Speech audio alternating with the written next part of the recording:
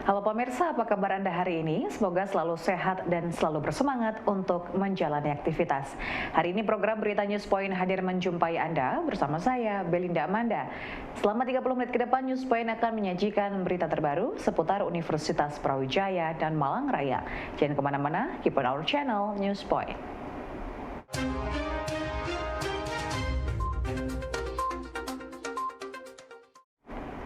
Pemirsa, Universitas Brawijaya kembali menjadi perguruan tinggi favorit bagi calon mahasiswa.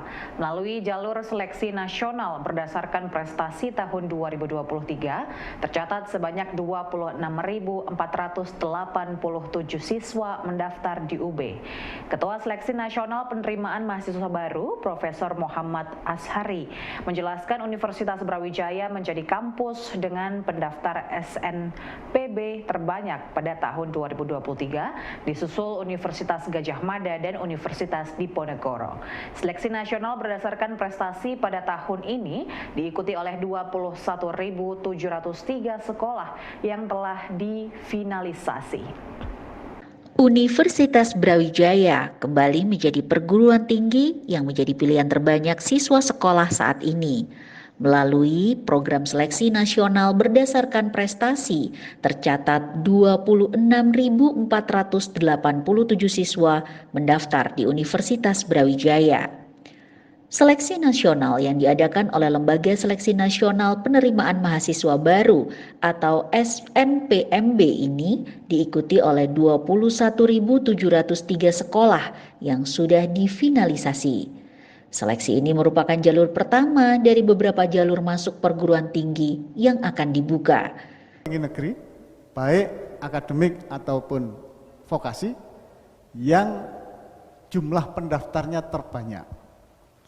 Saat ini terbanyak dipegang oleh UB, Universitas Brawijaya Malang, dengan pendaftar 26.487.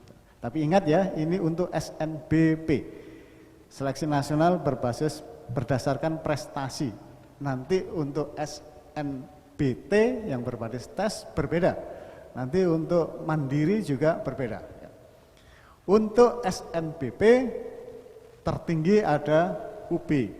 Yang kedua UGM 25.954. Pilihan calon mahasiswa untuk memilih Universitas Brawijaya sudah tepat karena kampus yang berlokasi di Kota Malang ini memiliki lebih dari 60 program studi yang sudah terakreditasi internasional dan berbagai program kemahasiswaan yang menarik bagi mahasiswa. Pemirsa, Universitas Brawijaya tidak hanya menjadi kampus dengan pendaftar SNBP terbanyak, tetapi juga menjadi perguruan tinggi yang paling banyak menerima mahasiswa dari jalur seleksi nasional berdasarkan dengan prestasi. Sebanyak 5.380 mahasiswa baru diterima melalui jalur SNBP di Universitas Brawijaya.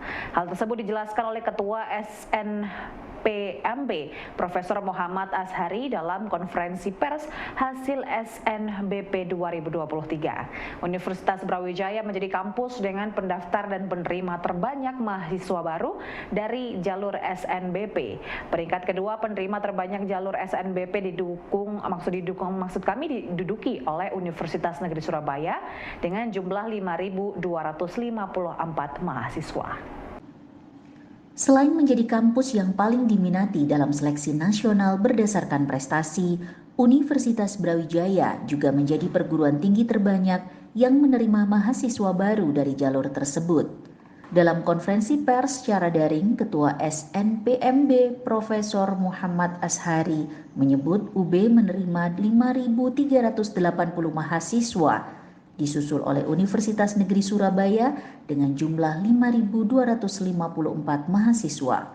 Dua perguruan tinggi di Jawa Timur ini menjadi perguruan tinggi terbanyak yang menerima mahasiswa dari jalur SNBP 2023. Kalau tadi adalah pendaftar, ini yang diterima. Tertinggi atau terbanyak pertama adalah Universitas Brawijaya 5.380. Untuk SNBP yang Prosentasenya sekitar 20% ya. Yang kedua, Universitas Negeri Surabaya 5.254. Wah, ini dua terbesar dari Provinsi Jawa Timur ya. Berikutnya adalah dari UPI 3.700 ya. Yang keempat, UNP Universitas Negeri Padang 5, Universitas Negeri Makassar, Undip UGM nomor 7 dengan peserta atau yang diterima terbanyak. Kemudian Universitas Malikus Saleh, Institut Pertanian Bogor, Unhas. 10 besar perguruan tinggi penerima mahasiswa jalur SNBP adalah UB, UNESA, UPI, Universitas Negeri Padang, Universitas Negeri Makassar, Undip, UGM, Universitas Malikus Saleh, IPB, dan Unhas.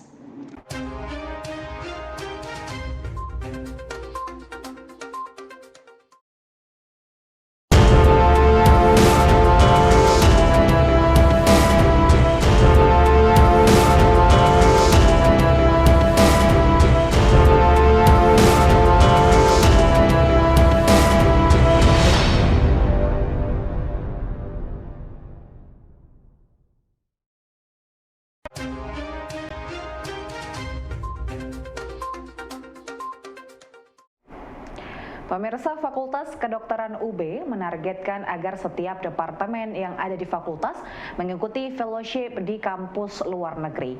Dekan Fakultas Kedokteran Wisnu Barlianto mengatakan pihaknya ingin mengadopsi iklim akademik dan riset dari kampus luar negeri agar dapat diterapkan di Universitas Brawijaya.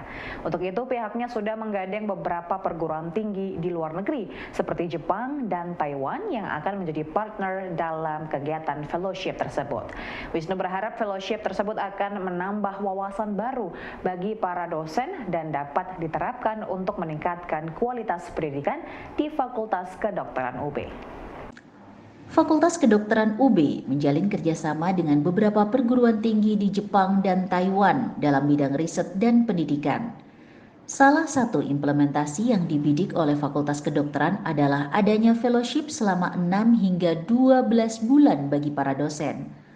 Dengan fellowship tersebut diharapkan para dosen memiliki wawasan yang lebih luas dan pengalaman baru yang dapat diterapkan di Fakultas Kedokteran dan Rumah Sakit UB. Untuk itu, Fakultas Kedokteran menjalin kerjasama dengan perguruan tinggi yang masuk dalam 100 peringkat dunia. Diharapkan oleh universitas bahwa kita berusaha mengcopy environment yang ada di luar, kita terapkan di dalam. Ya, jadi nanti bagaimana sih environment riset yang ada di misalnya di Jepang, di Miyazaki ya, nanti kita wujudkan di sini. Ya mungkin tidak bisa mirip betul, kita sesuaikan kondisi yang ada, tapi setidaknya kita bisa belajar mengambil yang baik apa yang ada di luar, sehingga nanti harapannya di dalam ini kita akan bisa lebih semakin kencang lagi, maju lagi untuk penelitian, ya itu untuk penelitian.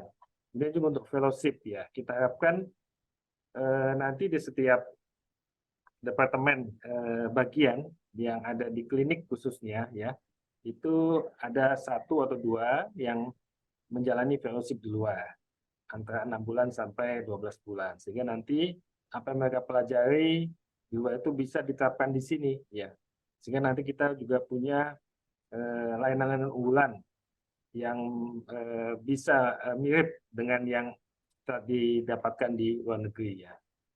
Dan harapan nanti kami ke depan jangka panjang tentunya teman-teman yang fellowship ini juga nanti bisa menerapkan ilmunya ini di Rumah Sakit UB. Fakultas Kedokteran berharap program ini dapat meningkatkan performa fakultas dalam kancah global dan mendukung langkah internasionalisasi Universitas Brawijaya dalam upaya mencapai peringkat 500 dunia. Pemirsa, pekan pertama bulan Ramadan menjadi berkah bagi emiten sektor konsumsi bergerak naik. Menurut pengamat pasar modal UB, Noval Adib, saham sektor konsumsi seperti Unilever, Mayora, Indofood, dan lainnya memiliki sinyal kenaikan selama bulan puasa. Secara teknikal, saham emiten berbasis konsumsi dan retail mulai menunjukkan sinyal beli sehingga dapat menjadi pilihan bagi investor. Menurut Noval, hal ini tidak lepas dari tingginya tingkat konsumsi masyarakat pada bulan Ramadan. Bulan Ramadan membawa berkah bagi pergerakan ekonomi, termasuk dalam dunia pasar modal. Emiten sektor konsumsi dan retail diperkirakan mengalami kenaikan pendapatan selama bulan Ramadan ini. Hal ini didukung dengan data teknikal yang menunjukkan geliat saham emiten konsumsi dan retail. Pengamat pasar modal UB, Noval Adib, menyebut hal ini sebagai sentimen positif bagi pergerakan emiten konsumsi dan retail yang diharapkan mampu mendorong laju indeks harga saham gabungan atau IHSG. Laju emiten konsumsi dan retail diyakini akan terus bergerak naik hingga selepas Idul Fitri. Investor dapat menuai berkah Ramadan dengan mengakumulasi saham sektor konsumsi dan retail. Karena ini ya, kalau sektor retail yaitu terutamanya konsumsi yang terkait dengan ini, dengan food and beverage begitu ya. Itu karena meskipun bulan puasa itu adalah bulan orang menahan untuk makan dan minum, tapi justru pada sore harinya itu banyak yang melaksanakan itu buka puasa bersama, dan itu yang memicu. Ini seperti saya lihat ini beberapa grafik untuk contohnya ini seperti Indofood itu naik ya kan. Kemudian Charoen Pokpan itu juga minggu kemarin itu juga mengalami kenaikan yang lumayan ya, meskipun pagi ini dibuka melemah. Begitu pula dengan JPFA ya, Java Complete itu juga mengalami kenaikan. Jadi paling enggak untuk seminggu atau mungkin sampai minggu depan juga ya, minggu pertama bulan Ramadan ini sektor konsumsi cukup. Pemirsa, memasuki masa Ramadan 2023, beberapa unit layanan di lingkungan UB melakukan penyesuaian jam layanan untuk sivitas akademika. Sport Center, salah satu unit layanan fasilitas olahraga, juga melakukan penyesuaian jam operasional menjadi lebih pendek daripada sebelumnya. Berikut keterangan dari Zainul Afriansyah, manajer layanan UB Sport Center. Untuk di bulan Ramadan ini mungkin ada sedikit perubahan terkait dengan operasional kami. Jadi yang normalnya kemarin kami tutup sampai dengan jam 9, nah sekarang kita agak sedikit pendek. Untuk hari Senin sampai dengan Jumat kita ada buka dari jam 7 sampai dengan jam 5 sore. Untuk Sabtu dan Minggu kita buka dari jam 7 sampai dengan jam 3 sore. Oke. Untuk semua bentuk layanan di Sport Center itu berlaku untuk semua fasilitas yang ada di UB Sport Center. Oke. Untuk gym, lapangan tenis dan semuanya masih tetap buka. Lapangan tenis, baik badminton atau mungkin bahkan di ruangan yang belakang bela diri, tenis meja, dan keseluruhan dari semua fasilitas yang ada di UB Sport Center. Jadi seperti itu.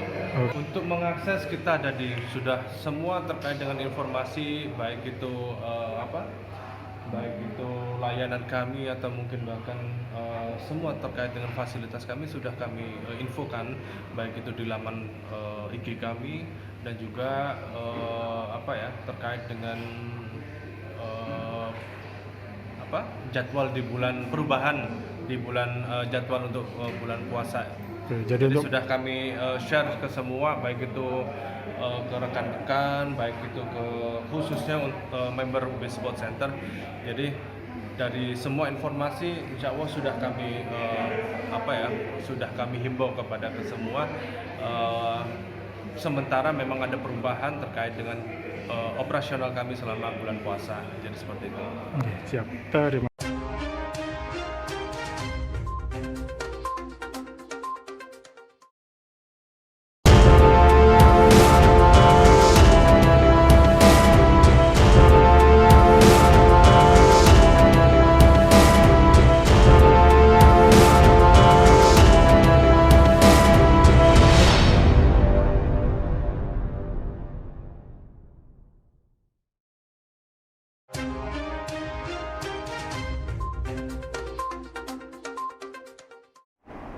Masih bersama dengan News Point pemirsa, sehubungan dengan masuknya bulan suci Ramadan 1444 Hijriah, Poliklinik Rawat Jalan Rumah Sakit Universitas Brawijaya melakukan penyesuaian jadwal praktek. Jadwal praktek yang baru ini akan berlaku selama bulan Ramadan hingga nanti dikeluarkan jadwal praktik yang baru. Sahabat UBTV yang akan melakukan pemeriksaan kesehatan atau rawat jalan, mari perhatikan tabel jadwal berikut ini agar dapat menyesuaikan kedatangan dengan jadwal praktek dokter di Poliklinik RSUB. Dan berikut tabel jadwal praktek Poliklinik masa Ramadan 1444 Hijriah.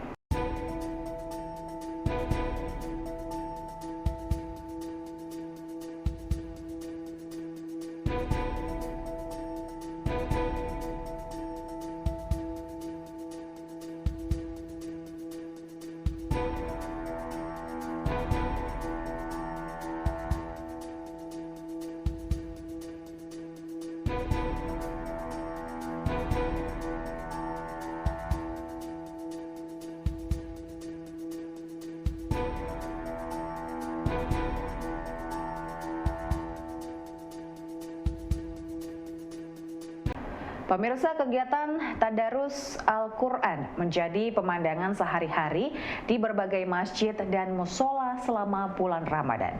Menurut Ari Dwi Mursodo, pengajar tahsin Masjid Raden Patah UB, fenomena tersebut merupakan hal positif yang harus ditingkatkan. Menurutnya, kegiatan Tadarus dapat dilakukan secara berkelompok agar dapat saling melakukan koreksi bacaan. Bacaan yang terkoreksi menjadi bagian penting dalam meningkatkan kualitas membaca ayat suci Al-Quran. Ari berharap momen bulan Ramadan menjadi saat yang tepat untuk memperbanyak bacaan dan memperbaiki kualitas bacaan tersebut. Kegiatan Tadarus Al-Quran pada bulan Ramadan menjadi salah satu kegiatan yang banyak dilakukan oleh umat Islam. Pemandangan ini dapat dijumpai dengan mudah di berbagai musola dan masjid. Tadarus dapat dilakukan secara berkelompok maupun sendirian. Dalam pandangan pengajar tahsin Al-Quran Masjid Raden Patah UB, kegiatan Tadarus dapat dilakukan secara berkelompok agar dapat saling melakukan koreksi bacaan. Secara berkelompok akan ada yang membaca dan menyimak sehingga jika terjadi kekeliruan bacaan akan terkoreksi. Momen bulan Ramadan ini merupakan waktu yang tepat untuk memperbanyak bacaan Al-Quran dan meningkatkan kualitas dalam membaca dengan baik dan benar. Setiap malamnya kita mendengarkan bacaan-bacaan ayat suci Al-Quran. Nah, itulah yang dinamakan dengan Tadarus Al-Quran. Ya. Artinya apa? Ada pembacaan ayat-ayat suci Al-Quran, baik itu yang dilakukan secara berkelompok, ya, tapi umumnya kelompok, ya. Membuat halakoh-halakoh di setiap masjid, di mana satu sama lain saling membaca dan menyimak. Ketika ada satu orang membaca kurang tepat, maka yang lainnya yang menyimak berkewajiban untuk membenarkannya. Kurang lebih. Pemirsa, kegiatan Tadarus Al-Quran selama bulan Ramadan memiliki beberapa keunggulan dibandingkan dengan bulan lainnya. Hal ini dikarenakan pembacaan ayat suci Al-Quran pada bulan Ramadan memiliki pahala berlipat dari setiap huruf yang dibaca. Pengajar tahsin Masjid Raden Patah UB Ari Dwi Mursodo menjelaskan pada bulan Ramadan aktivitas membaca Al-Quran merupakan hal positif yang bisa mendapatkan pahala berlipat. Selain pahala tersebut, membaca Al-Quran juga dapat memberikan ketenangan hati dan juga pikiran. Kegiatan Tadarus Al-Quran selama bulan Ramadan merupakan kegiatan positif yang dianjurkan untuk diperbanyak. Tadarus dapat dilakukan secara individu maupun berkelompok. Selama bulan Ramadan, kegiatan membaca Al-Quran akan mendapatkan pahala berlipat. Selain mendapatkan pahala, kegiatan membaca Al-Quran juga memberikan manfaat lain, yaitu mendapatkan ketenangan hati dan pikiran bagi yang membaca. Ketenangan hati dan pikiran dapat menjadi bekal dalam menjalani ibadah puasa dengan lebih khusyuk. Tadarus Al-Quran dapat dilakukan setiap saat atau dijadwal selesai sholat wajib untuk memudahkan tadarus menjadi kegiatan rutin harian. Yang kita dapatkan ketika kita tadarus atau membaca Al-Quran, utamanya di bulan suci Ramadan ini, banyak sekali ya. Kalau di hari-hari biasa kita ketika membaca Al-Quran itu oleh Rasulullah ya, dalam sabdanya, barang siapa yang membaca satu huruf dari Al-Quran maka baginya satu kebaikan, dan satu kebaikan dilipat gandakan 10. Nah, beliau melanjutkan, alif lam mim itu alif satu huruf, lam satu huruf, mim satu huruf. Sehingga ketika kita membaca Al-Quran, tentu yang pertama pahala yang begitu besar dari Allah Subhanahu wa Ta'ala. Apalagi di bulan suci Ramadan ini, di mana dilipat gandakan pahala oleh Allah. Yang kedua, tentu dengan tadarus Al-Quran kita lebih mencintai kitab suci kita, yaitu Al-Quran. Pemirsa, informasi tadi sekaligus menutup perjumpaan kita hari ini. Jangan lupa untuk selalu menyaksikan News Point setiap hari pukul 19.30 waktu Indonesia Barat hanya di UB TV, Televisi Pendidikan Universitas Brawijaya. Saya Belinda Amanda dan seluruh kru yang bertugas pamit undur diri. Terima kasih dan selamat beraktivitas.